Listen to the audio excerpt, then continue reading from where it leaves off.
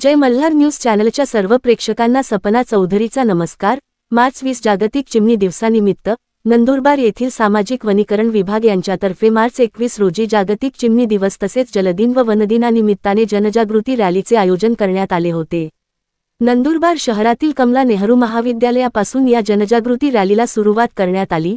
सदर रॅली ही कमला नेहरू विद्यालयापासून नेहरू पुतळा मार्गे, गांधी पुतळा, हाट दरवाजा, शास्त्री मार्केट, जुनी नगरपालिका मार्गे, नवी नगरपालिका व कमला नेहरू विद्यालय येथे या जनजागृती रॅलीचा समारोप करण्यात आला।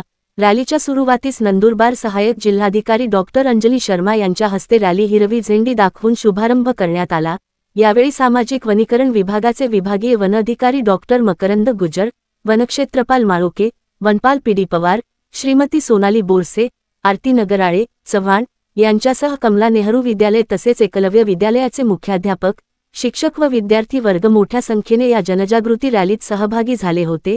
या जागतिक चिमणी दिनानिमित्त तसेच जलदिन व वनदिनानिमित्त कमला नेहरू विद्यालयात सुरुवातीस चिमणी वाचवा, झाडे लावा झाडे जगवा या पार्श्वभूमीवर पथनाट्य सादर करण्यात आले। यावेळी सहाय्यक जिल्हाधिकारी डॉक्टर अंजली शर्मा यांनी उपस्थित विद्यार्थ्यांशी संवाद साधत त्यांना मार्गदर्शन केले। तसेच या कार्यक्रमाचे अध्यक्ष सामाजिक वनीकरण विभागाचे विभागीय वन अधिकारी डॉक्टर मकरंद गुजर यांनी विद्यार्थ्यांना मार्गदर्शन केले। यावेळी त्यांनी वृक्ष संवर्धनाचे महत्त्व त्याचप्रमाणे चिमणी संरक्षण संदर्भात माहिती विशद केली। याप्रसंगी विद्यालयात उपस्थित मान्यवरांच्या हस्ते जागतिक वन दिनानिमित्त वृक्षारोपण करण्यात आले। सपना चौधरी, जय मल्हार न्यूज, नंदुरबार। आजच्या दिनानिमित्त हा एक प्रातिनिधिक स्वरूपाचा दिवस आहे। जसं गौरीने सांगितलं, एकदम थोडक्यात पण स्पष्ट शब्दात सांगितलं का जरी आजचा दिवस साजरा नाही केला तरी पण आपलं जे कर्तव्य आहे बांधील ते आपण दरवर्षी करायलाच हवं। झाडं लावणं ही वर्षानुवर्ष आपण केलं तरच आजच्या पिढीने झाडं लावले तर पुढच्या पिढीला ते झाडं दिसू शकतात। जसं तुमच्या शाळेचंच निसर्ग जर बघितलं, म्हणजे कॅम्पस बघितलं, तिथं जेवढी छान झाडं आहेत का तुम्हाला तुमच्या समोर लाईव्ह त्याचं एक्झाम्पल आहे का झाडांमुळं कशी इथं सावली भेटली, त्याच्यामुळे कसं इथलं वातावरण चांगलं आनंदी आहे।